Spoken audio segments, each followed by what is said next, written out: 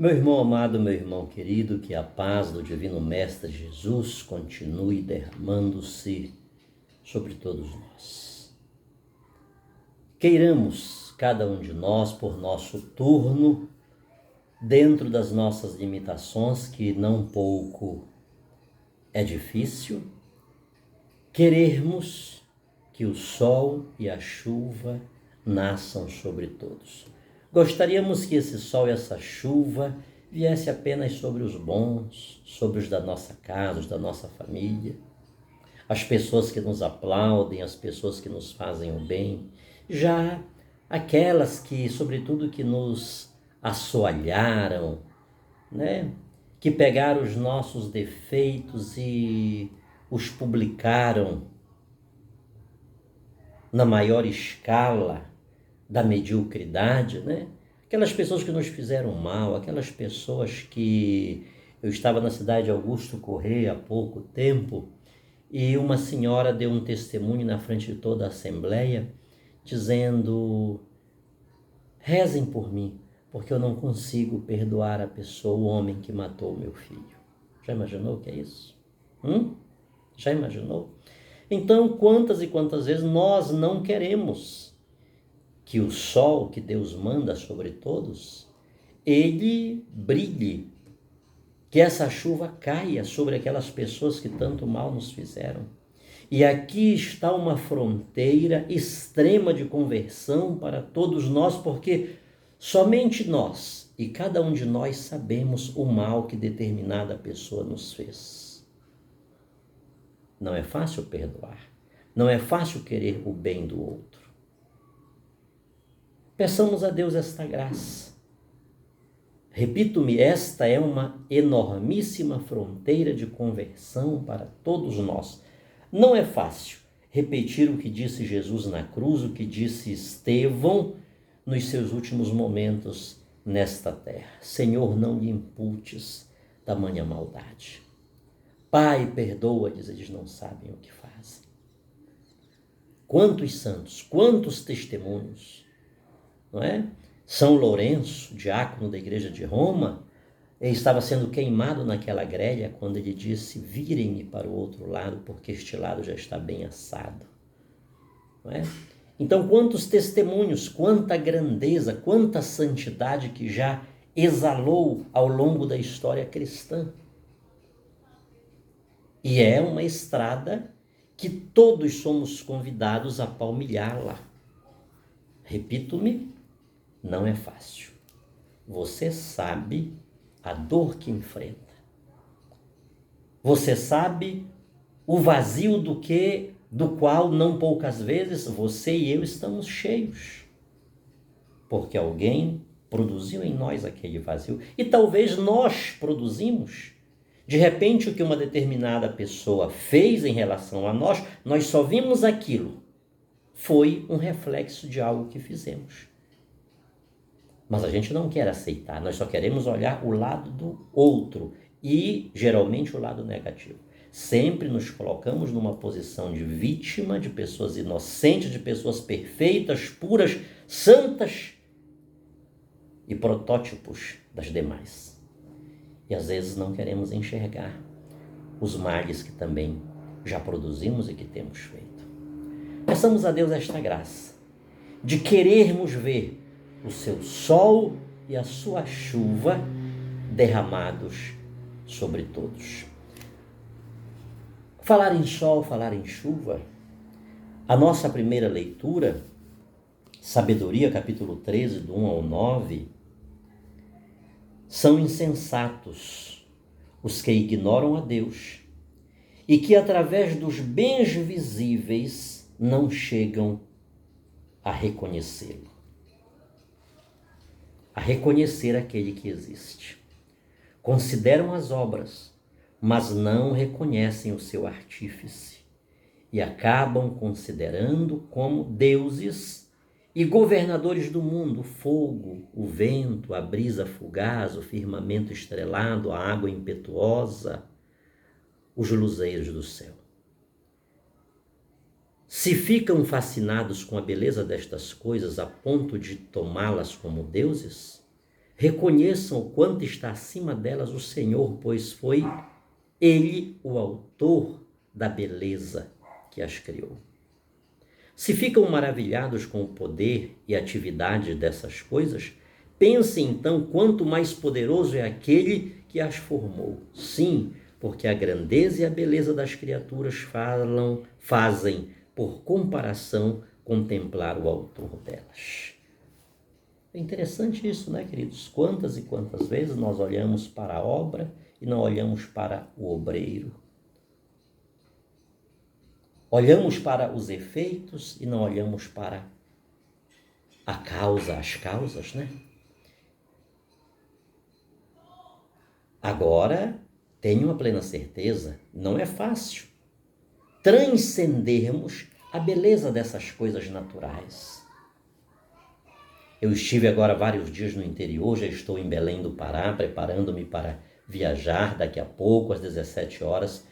Estou saindo de Belém do Pará, sentido Brasília, onde lá irei pregar amanhã um evento de aniversário. E... fugiu. Sim, e lá no interior, a gente ainda consegue contemplar o céu estrelado. Aqui na cidade já é diferente, né?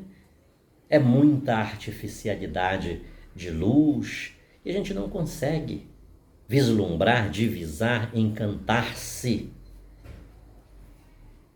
E as civilizações antigas, e ainda hoje muitas civilizações cultuam as estrelas, o sol, a lua. Ou seja, essas obras tremendas, nos encantam, nos fascinam. Porém, o autor sagrado nos está dizendo que existe um alguém. Há poucos dias eu falei, Deus ele dá o poder para os governantes, mas ele também dá o juízo, ele vem julgá-los.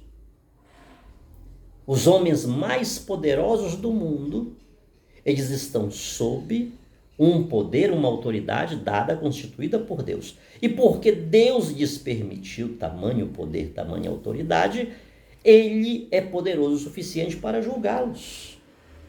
E muitos deles não reconhecem, como no caso daqueles 10 leprosos, só um reconheceu, que é Deus que lhes dá o poder para executarem o juízo, a justiça, a bondade, a fraternidade.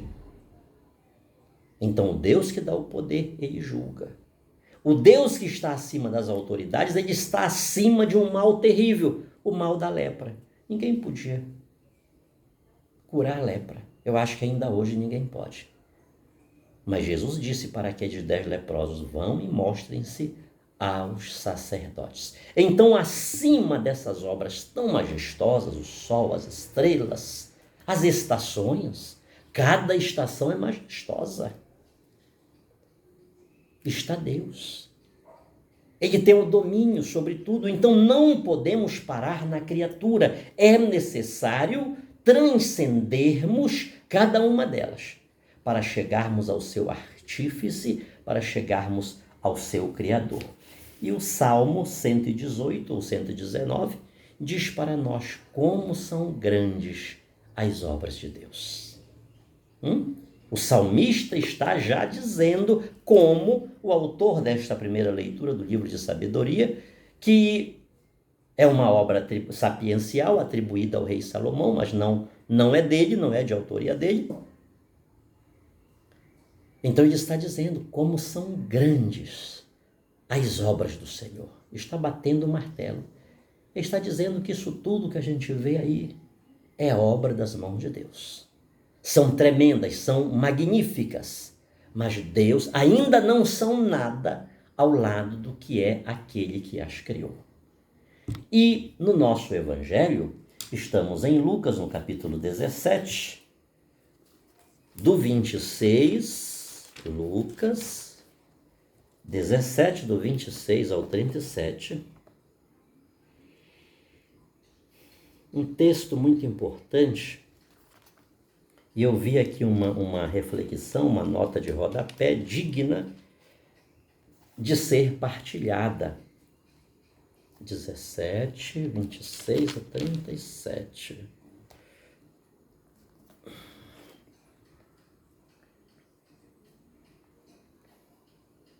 Eu tô ruim, gente. É que eu estava na roça esses dias e eu já não sei mais nem como é o negócio do aquele por aqui. Lucas 17, 20, 28. Como aconteceu nos dias de Ló, nos dias de Noé, assim também acontecerá nos dias do Filho do Homem. Comiam, bebiam, casavam, davam-se em casamento até o dia que Noé entrou na arca. Então chegou o dilúvio e fez com que todos morressem. Acontecerá como nos dias de Ló. Comiam, bebiam, compravam, plantavam, construíam. Mas no dia que Ló saiu de Sodoma, Deus fez chover fogo e enxofre do céu, e fez com que todos morressem. O mesmo acontecerá no dia em que o Filho do Homem for revelado. Nesse dia, quem estiver no terraço não desça para apanhar os bens que estão em casa, e quem estiver nos campos não volte para trás. Lembrem-se da mulher de Ló.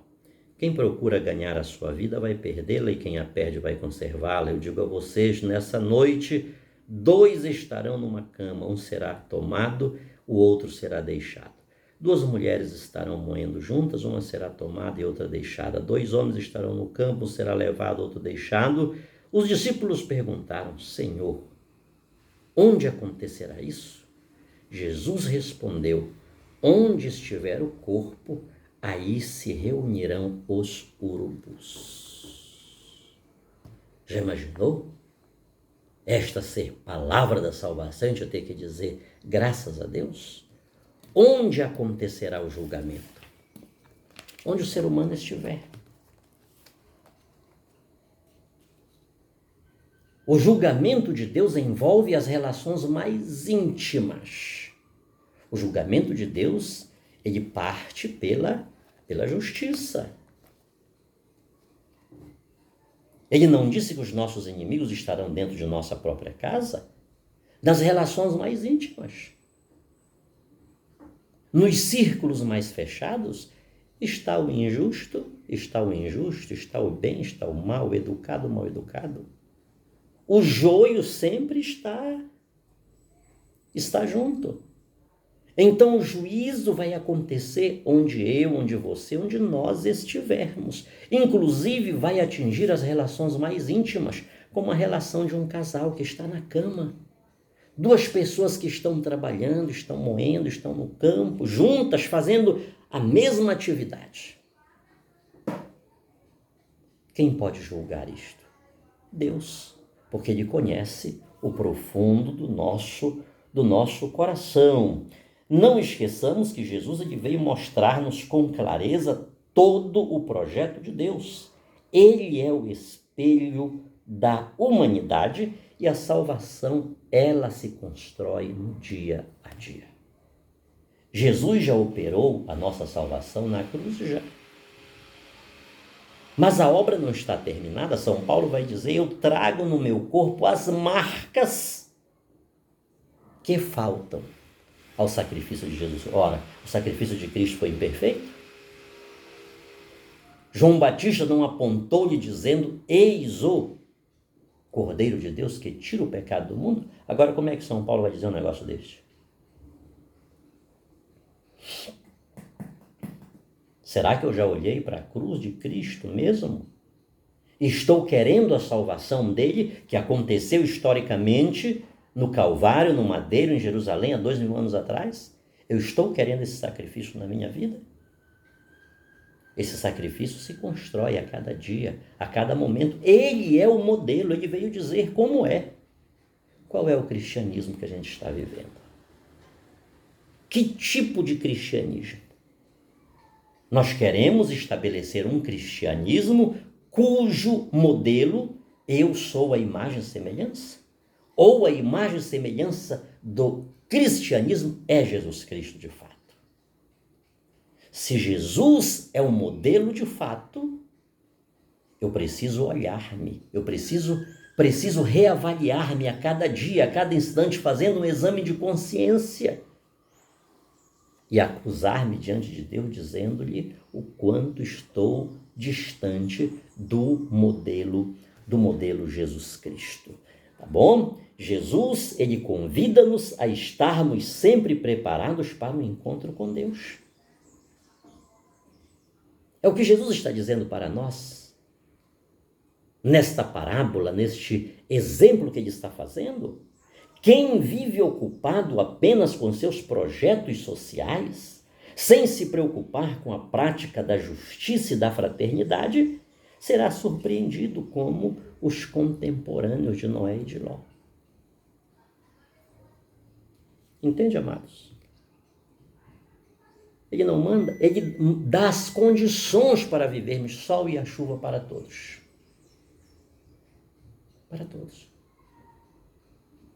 Mas se eu estou fechado apenas em mim, nos meus sonhos, nos meus ideais, nos meus projetos de vida, se tudo que conta nos meus projetos de vida é apenas eu sou o sol em torno do qual tudo deve girar, tudo deve gravitar, eu não estou correspondendo nem compartilhando a grandeza e o amor desse Deus que quer, inclusive, que o pecador não seja destruído, mas que se converta e viva.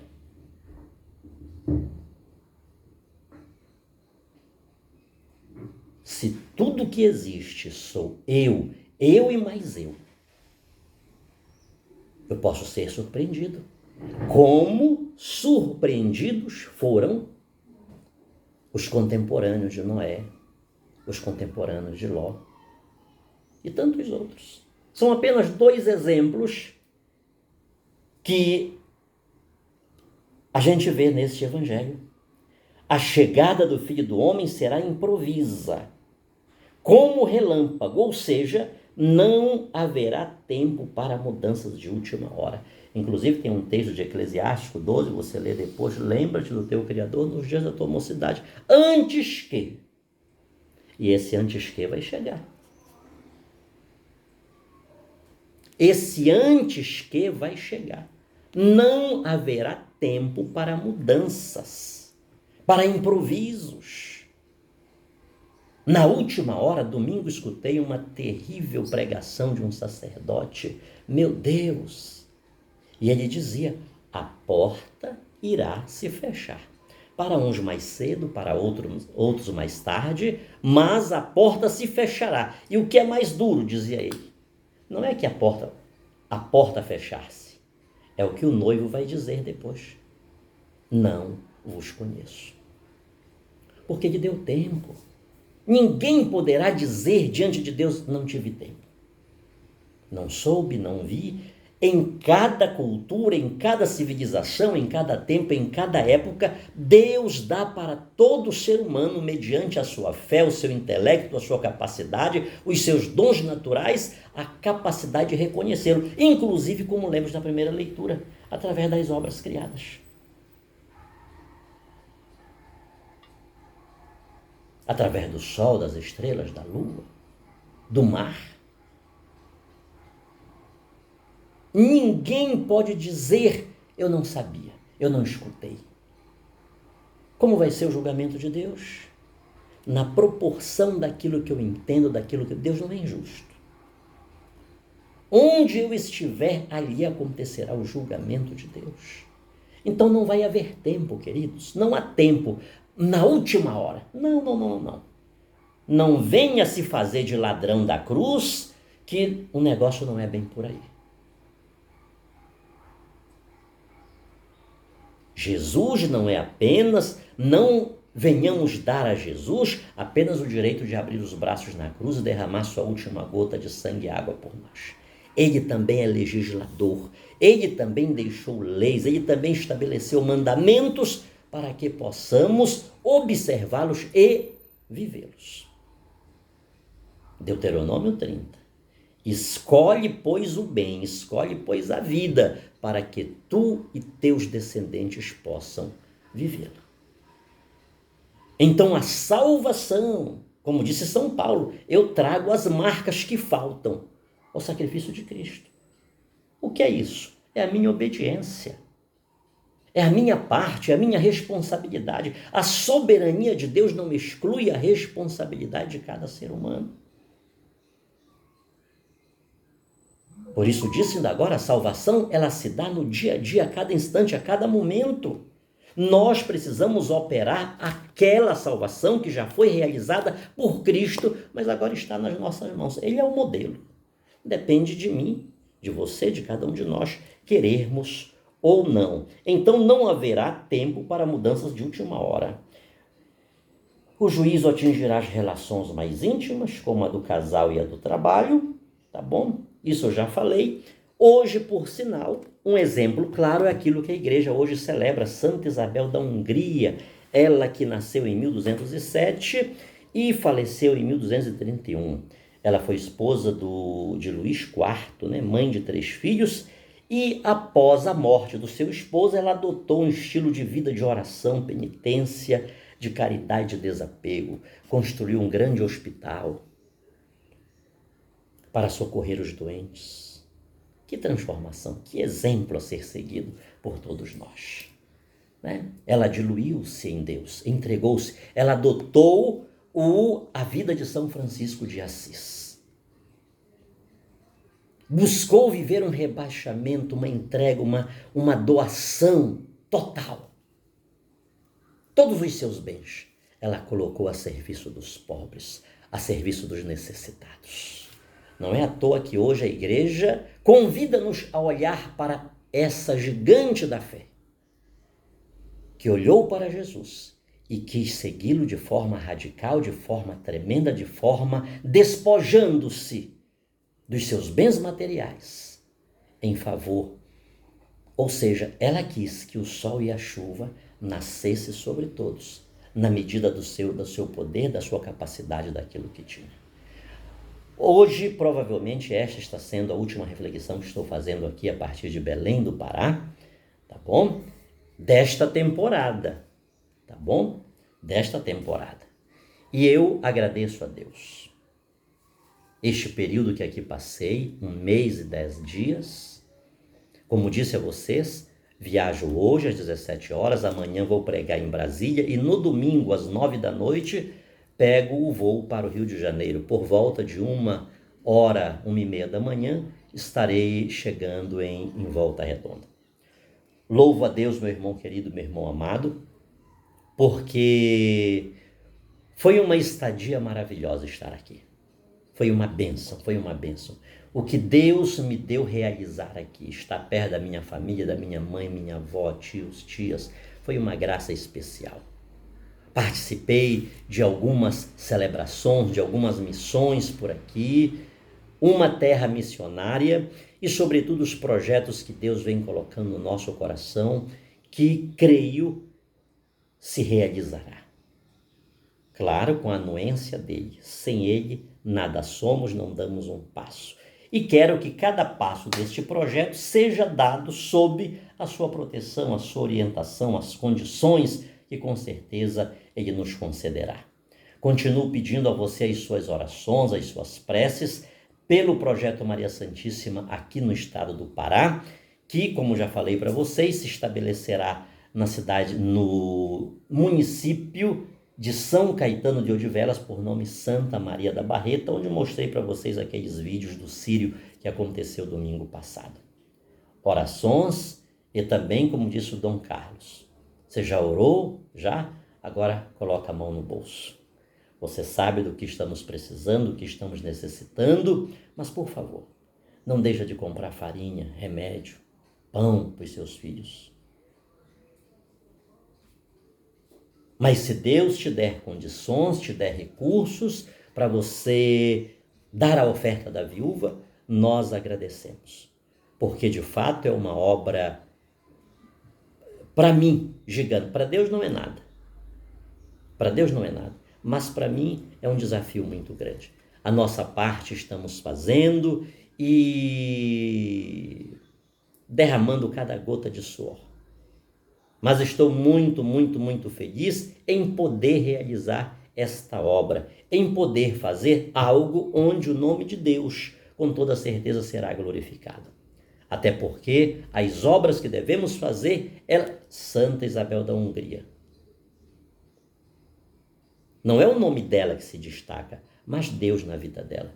O que ela fez foi por Deus, porque ela teve um encontro com Cristo Jesus. E o encontro com Cristo transforma a nossa vida, as nossas relações pessoais, sociais, comunitárias, intelectivas. Nós tudo atribuímos a Deus. Então é necessário que capilarizemos-nos a cada dia, para que o nome de Jesus Cristo seja glorificado. Obrigado a você que já nos ajudou, que já nos estendeu as mãos. Depois vou fazer um vídeo agradecendo pontualmente algumas pessoas que nos têm ajudado. E vamos em frente, meu irmão querido, meu irmão amado. Provavelmente o próximo vídeo que farei para vocês já será de Volta Redonda, no estado do Rio de Janeiro. Sobre todos nós, hoje e sempre, a bênção desse Deus Todo-Poderoso. Ele que é Pai, Filho e Espírito Santo. Amém. Amém.